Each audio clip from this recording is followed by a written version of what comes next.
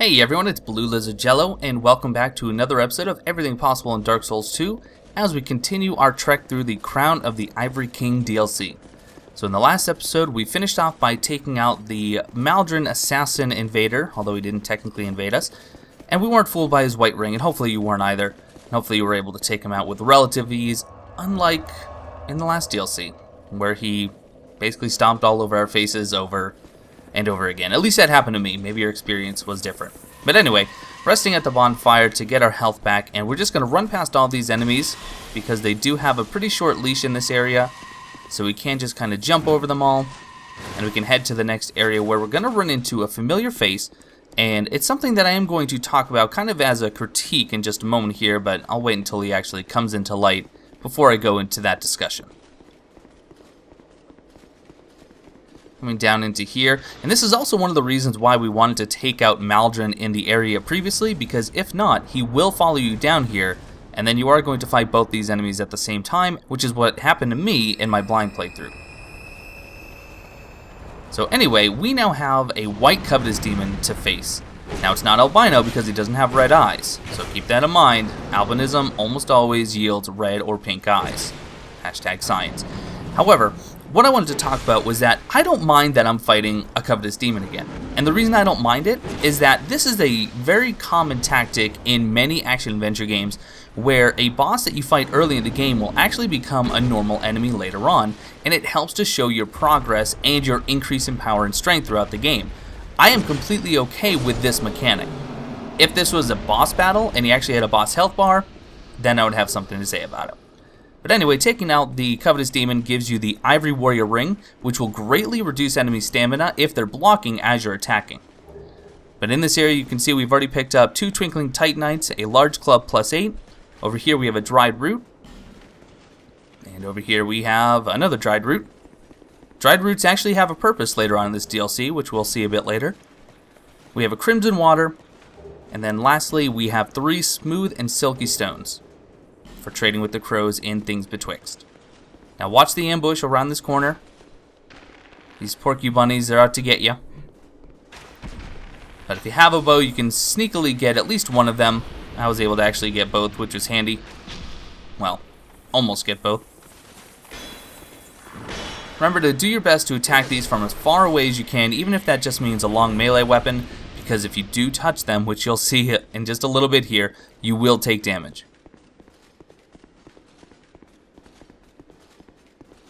We have a branching path. We're going to go to the right first and explore this area. And as I'm taking out some of these porky bunnies with range, I'm going to talk about the other enemies in the area, which are the golems that you can see standing idly by. If they have a glowing center, like the one kind of off-center to the left, that is an activated golem, and he will attack. Now, you probably have already guessed what activates these golems, but it's souls. Just like we saw in Drangleic Castle, if you kill an enemy nearby these golems, the souls will actually become infused into their core, and it'll actually bring the golems to life, thus making them actual enemies. Now, unlike the golems that we saw in Drangleic Castle, we can actually destroy these while they're still frozen, which we'll go ahead and do here just to demonstrate. And this tactic is going to become vital later on in the DLC where we want to get the Curved Nil Greatsword.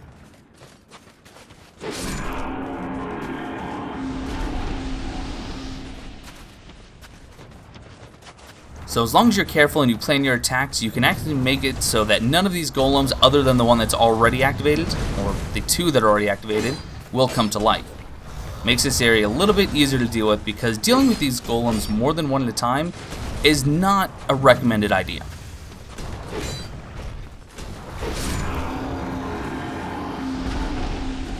But we'll go ahead and we'll bypass that golem. Don't worry, I do know that I ran past an item. I am clearing the area first, and I do come back for it in just a moment.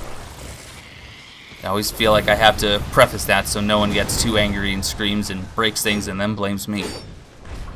I mean, you can still do that if you'd like. I'll accept responsibility.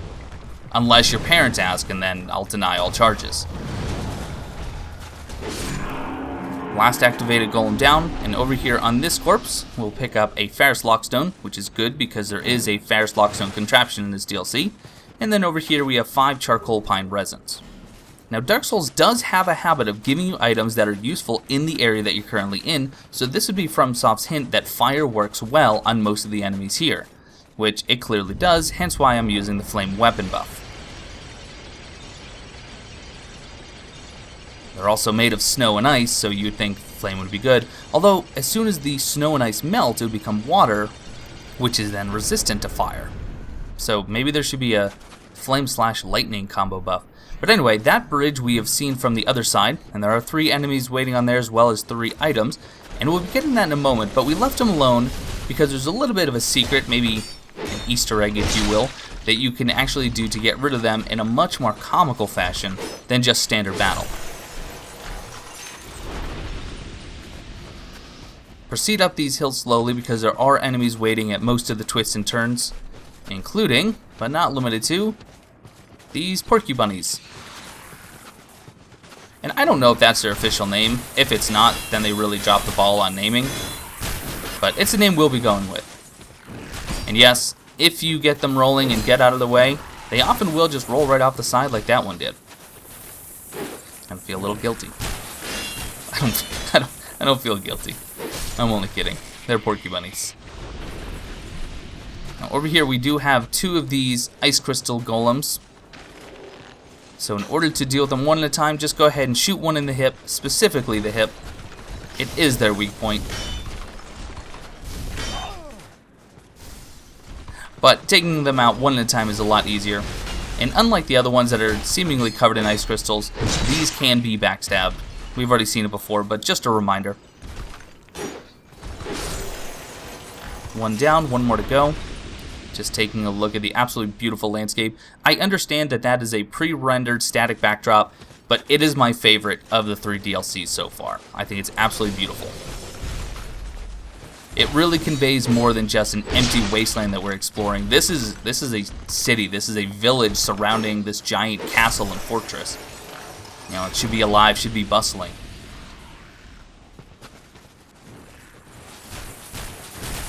Tried to get this porcupine to roll off, but no such luck.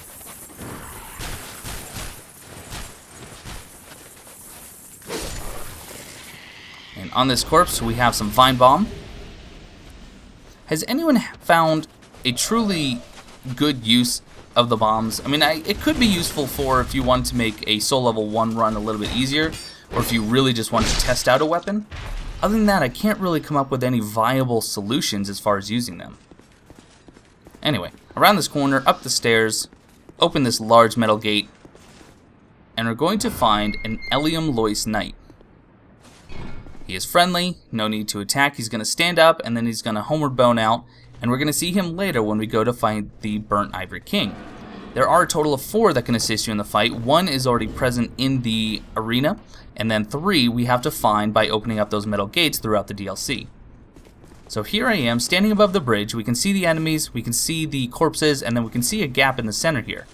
And then there's this suspicious looking boulder. And if we go ahead and hit that, it'll gain in intensity, gain in speed, gain in size, crush our foes, which is always what we're looking for. And then it'll drop into that gap, which will actually complete the bridge, so we can now cross the bridge readily. We actually won't do that because I want to show you another shortcut. However, know that you can now cross the bridge at will. And if your character's name is Will, that's a bit of irony for you.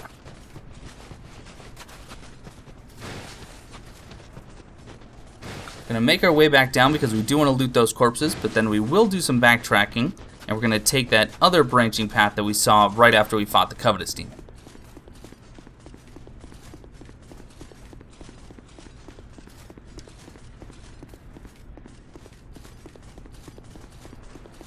First item is Azal's staff. Now this staff has an S scaling both sorcery and hex, but it halves the number of spell usages that you have. It's similar to the Tin Crystallization Catalyst from Dark Souls 1. However, the true downside is that it only has 4 durability, so it'll degrade very quickly, and it also cannot be infused. So keep that in mind. It is a very good staff for sorcery and hexes, but it does have its limitations. Also on those corpses, we picked up 4 Radiant Lifegems and 3 cracked Red Eye Orbs. Heading back down to the Golem Porcupine Arena.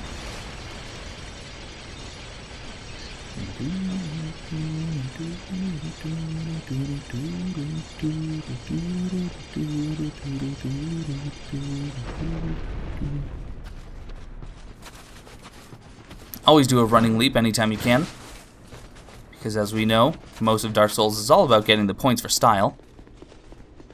Once we're down here, turn right.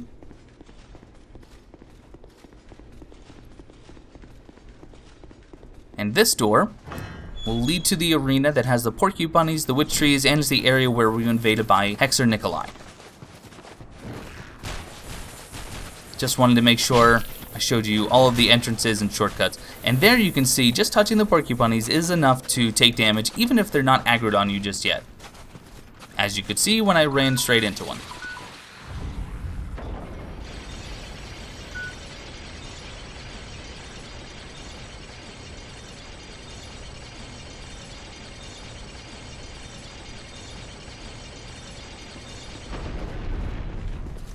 And here we are back at the start of the bridge.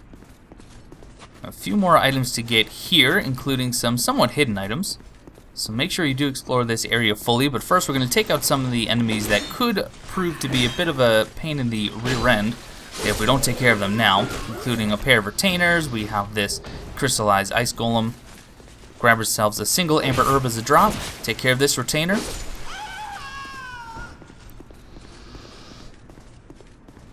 And then we want to take care of this guy because he will follow us in.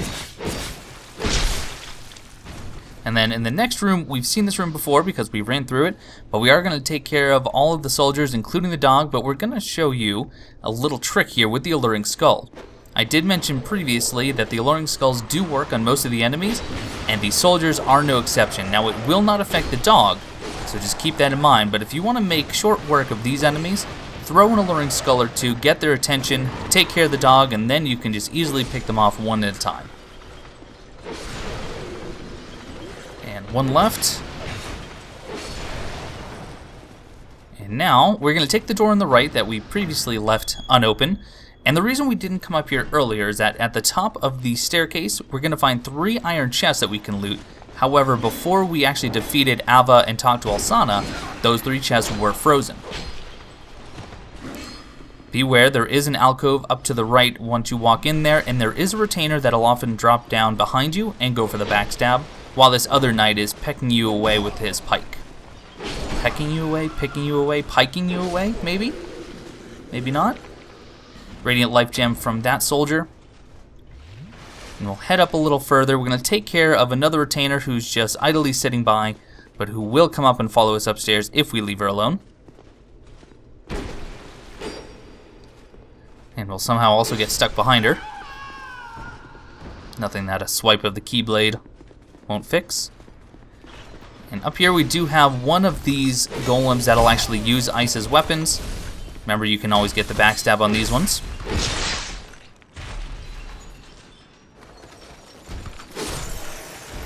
And with him defeated, we can loot these 3 chests. In the first chest, we will pick up a soul vessel. So if you want to respec, here you go.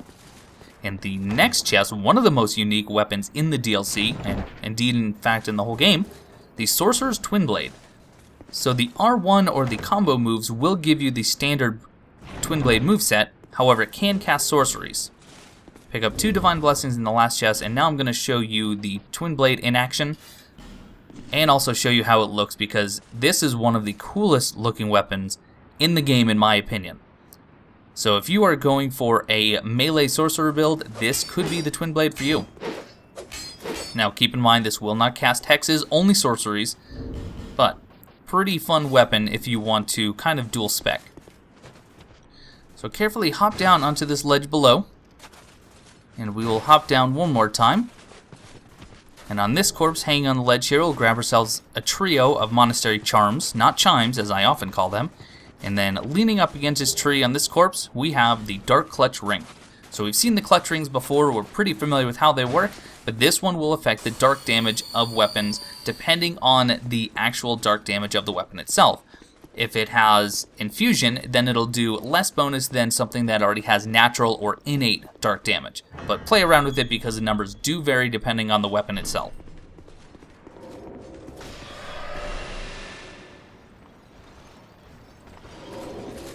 Waiting for these enemies to follow down here so we can actually avoid the ice bolts of the other soldier who's up at the top. And also so we can take care of them without getting the attention of the 3 retainers that can cause massive issues for you. Now the retainers are not very dangerous on their own, but with their ability to keep you stunned while other enemies are pecking away at your health, they could be dangerous. And why am I using pecking away suddenly? You would think that I have a terrible phrase of the day calendar, and I don't. But I would like one, now that I'm imagining that they probably exist.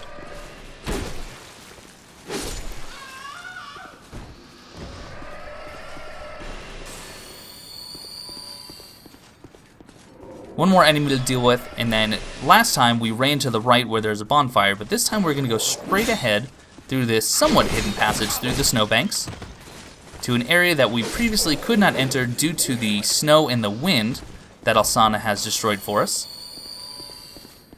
And it's also the first and only time that Dark Souls 2 actually used torch mechanic in a puzzle, which is a shame because I think they had quite the opportunity here to emanate their inner Zelda essence.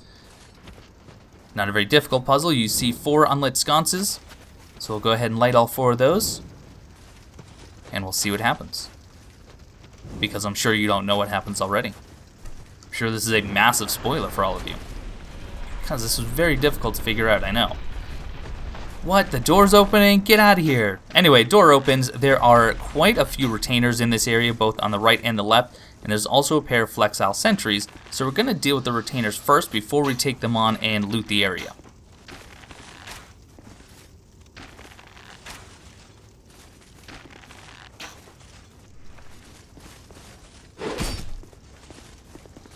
I'm not sure how that R2 missed. My tracking just gave up. Apparently he was tired, took the day off, and just went way to the right. R2 takes him out very easily. And you can see the damage that they actually inflict is not that great. The damage is not the dangerous part, it's the fact that they do significant poise damage with their pokes and their backstabs. Well, obviously on their backstabs because you're completely immobilized during it. Anyway. First flexile sentry is off to the right, so don't just run in to grab the loot. You can bait him out so you have a little bit more room to work with. I also find that these flexile sentries seem to very strongly favor the sword side. A few different times I actually tried to bait the club side into attacking, and each time the flexile sentry spun so that the curved swords were facing me. Which I think is very interesting because a lot of the strategies for the flexile sentry in No Man's Morph indicated that you should keep the club side facing you because it's an easier moveset to dodge. Which I agree, I think that moveset is easier to avoid. So I wonder if FromSoft actually wrote some AI to make sure the swords were facing you more often. Make it just a little bit more difficult. Pure speculation. You guys can let me know if you agree or disagree. That was my observation. I just shot an arrow almost at my foot. I'll grab a pair of human effigies. We're going to try to chase down this retainer, who very narrowly gets away from us. Bit of a cat and mouse game here.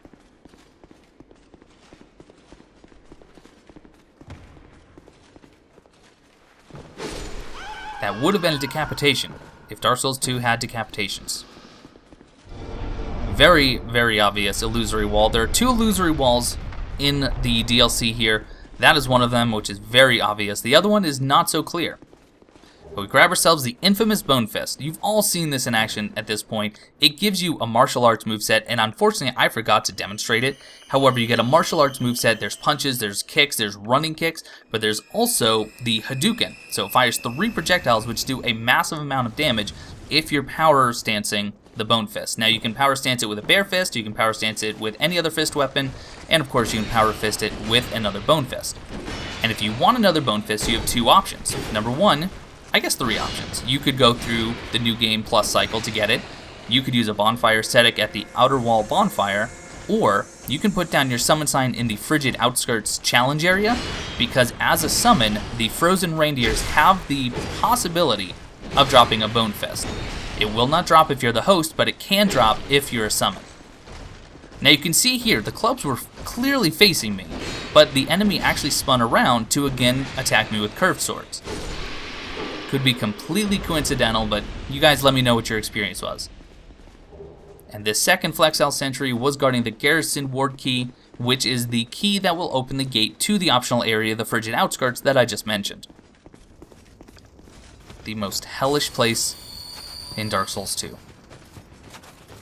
You know that saying, when hell freezes over? I'm fairly certain hell did freeze over, and then FromSoft added it into this DLC in the form of the Frigid Outskirts. With that side area done, we'll go ahead and grab a torch from this straggling, roll through these boxes.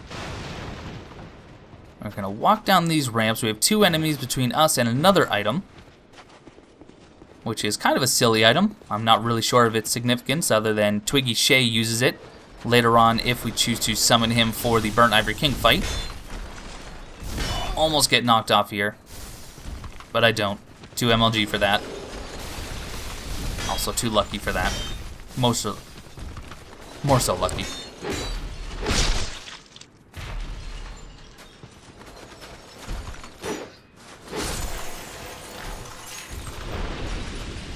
One more that's frozen into the side. You can attack these immediately. You do not have to wait for them to stand up, unlike some enemies. So use that to your advantage. Wilted Dusker dropped from that one, and now we get the old Bell Helm. Not terrible defense. I can't really think of too many Fashion Souls ideas for this one, but if you want to look like an old bell, there you go. Question mark? I don't know. I'm probably not going to wear it. I'm not going to judge you if you do. I'm totally going to judge you if you do. But we're going to run back. We're going to head to that bonfire by dropping from the platform above.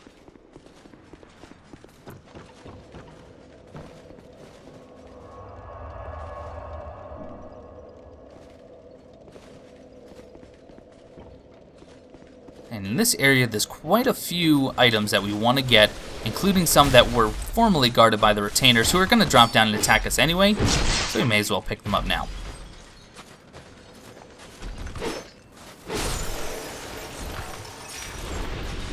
And here's another frozen enemy that we can actually attack right away. Unfortunately, we get interrupted by those blasted retainers. And there's the backstab. You can see even the backstab does not do that much damage. They are not dangerous in and of themselves. They are more so a distraction and a pain in the rear when it comes to fighting them in groups or with other enemies.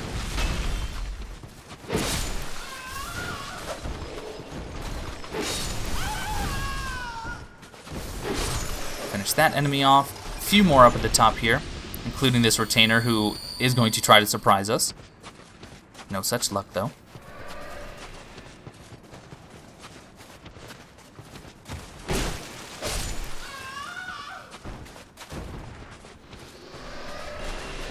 I've already done this once before, but lure this enemy behind the wall. Makes it a lot safer to take him out.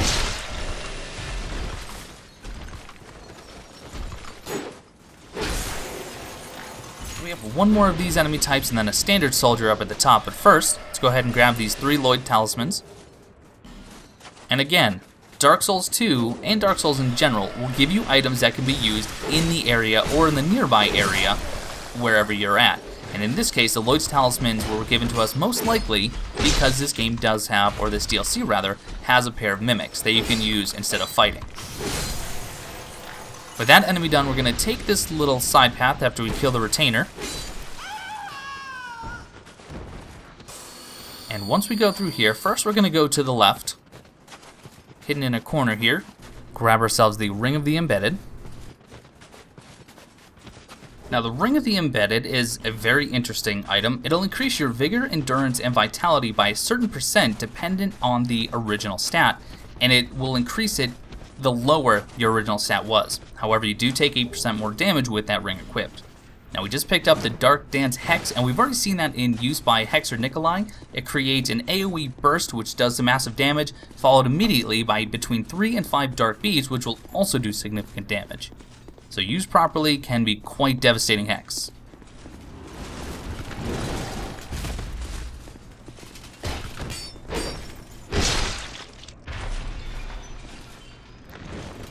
With this golem down, we're going to this time turn left, and we're going to use the Garrison Ward Key on the door behind that Rampart Golem. However, we're not going to do that area just yet. That is the way that you would get to the Frigid Outskirts, which we'll be exploring next episode.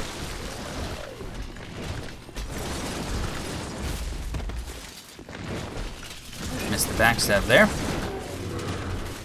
But we'll deal with this Dregling anyway.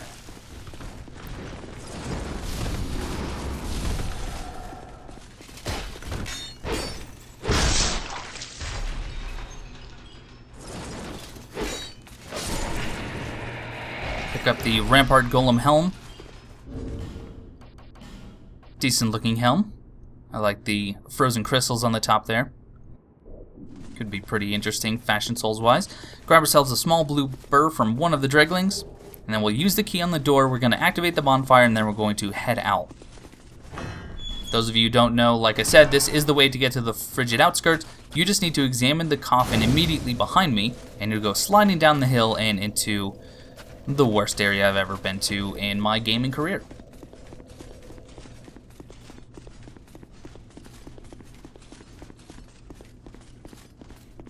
Now before we examine this door, which we left alone previously because the chests were frozen, we are going to deal with this Rampart Golem and the Retainer because they will often sneak in behind you, creating quite a mess if you're trying to deal with the Golem, a Retainer, a Mimic, and the Soldier that's already in there flinging Ice Bolts at you. We also did pick up the Rampart Golem shield here. Now this shield actually has 90 elemental resistance in all elements. So if you're looking for a shield that has 100%, pick up one of these shields and infuse it as you like, because it'll give you 100% at that point, and you can have multiple of them in order to increase your resistance by 100% for any of the elements. In here, single soldier, very easy to deal with, just so long as you took care of the Golem and the Retainer. And now we're going to take a quick look at these two chests because one of them is not like the other. It's very, very clear which one is the Mimic. It's the one on the left. I'm only kidding. And we have lots of loot to gain, so let's go ahead and get started. In this first iron chest, we will pick up 2 Bright Bugs. In this next chest, in order to make our lives more difficult, we have 3 Bonfire Ascetics. In the next chest, in order to make our lives a little bit less difficult, we have 7 old Radiant Lifegems. And to make ourselves just a little bit more powerful, we'll get ourselves a Titanite slab. And then in this last chest, which is clearly a Mimic, I'm going to go ahead and wipe the floor with him, because the floor is filthy.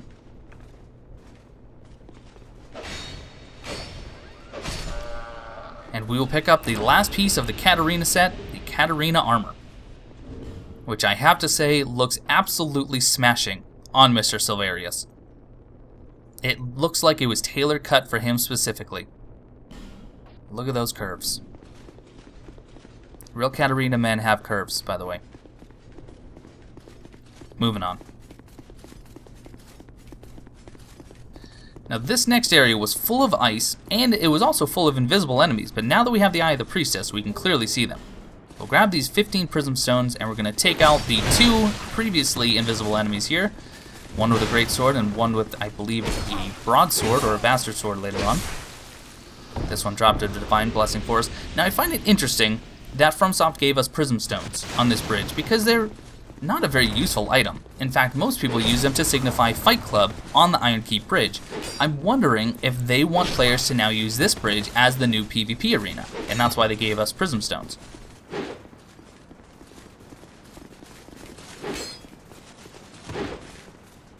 I'm not sure if you guys PvP'd here. I'm not one for PvP, so I haven't seen it myself. Just a thought. Use this Pharros Lockstone contraption, which was previously frozen. Go ahead and right to the left of it, open up this wall, and we will grab ourselves Durgo's hat from this iron chest. A very Robin Hood-esque looking hat, which does increase your bow range, and a hat that was previously only obtainable by killing the Black Phantom right before the DONNNNAAA Castle King's Gate in New Game Plus and beyond. So now you get a definite drop. A pair of corpses will yield a large soul of a brave warrior and a pair of golden fruit bomb. And we're going to run over here and grab the iron chest that was previously frozen, but then we're going to backtrack and go down the stairs that I just ran past. This iron chest will give us a trio of Elizabeth mushrooms, and now be wary because the retainer that was just hanging out is now less than pleased.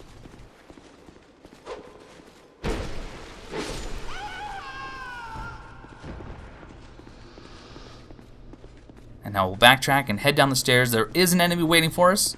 We'll take him out on the stairs and then we'll proceed.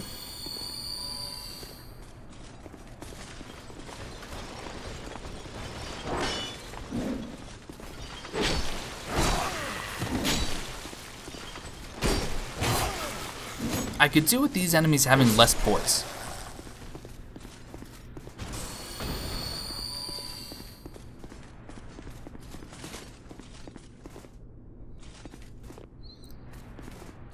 You can see that the area below us is the area that had the dogs, and now we're above that, heading into the belly of the garrison.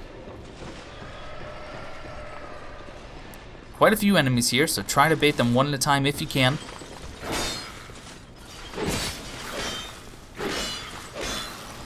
And I've had enough of their shenanigans, so I just decided to power through his shield. Grab ourselves the Priest Chime +8. Already upgraded Priest Chime. 2 more enemies on the inside and 1 hiding in an alcove outside.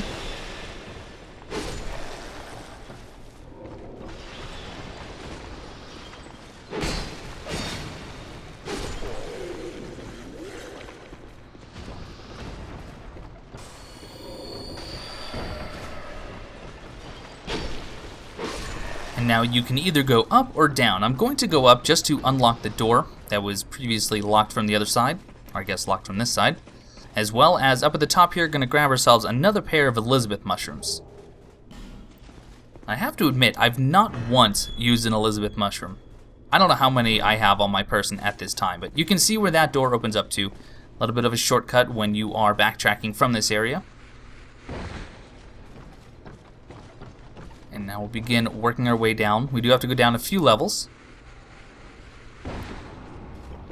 And on this first level, we do have 1 enemy to deal with. And then once we dispatch him and climb down the ladder, we'll have yet another one. This time it would be a Rampart Golem.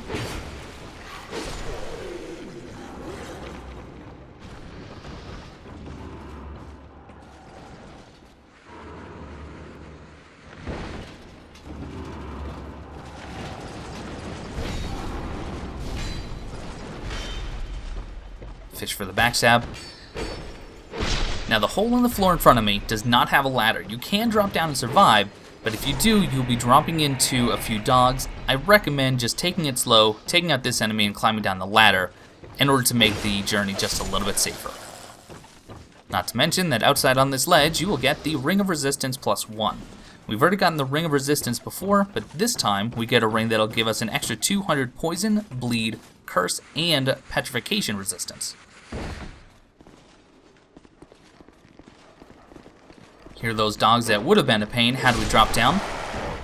4 of them to be precise.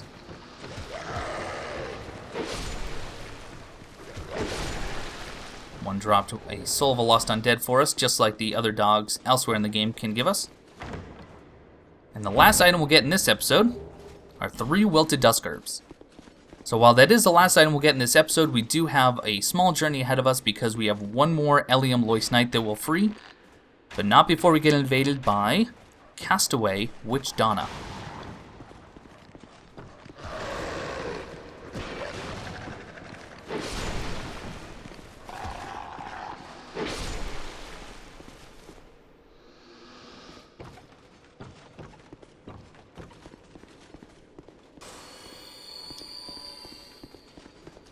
Now make no mistake, Castaway Witch Donna can be quite troublesome, especially if you try to go and fight her down where she spawns because there is a Rampart Golem that will aggro. Instead, try to pull her back to the beginning of this bridge and fight her up close and personal. Just be prepared either with a very good shield or instincts that can actually help you to dodge some of her attacks. Because not only will she use sorceries, but she does have some hexes that'll make your life miserable if you're not careful.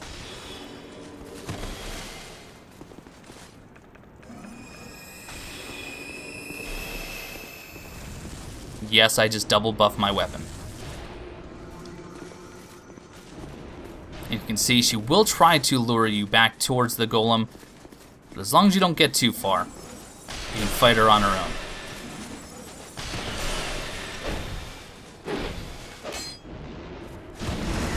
And that would have done some significant damage had I been a little bit closer and a little bit slower.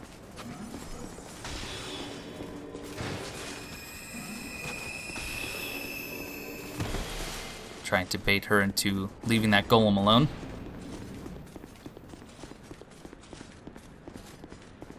Fortunately, her healing instincts are not very strong.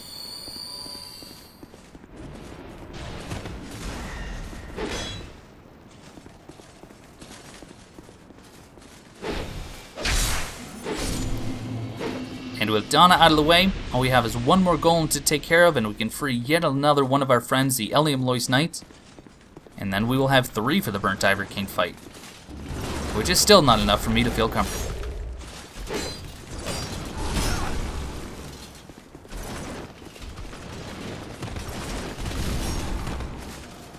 Back up and repair my key to the embedded.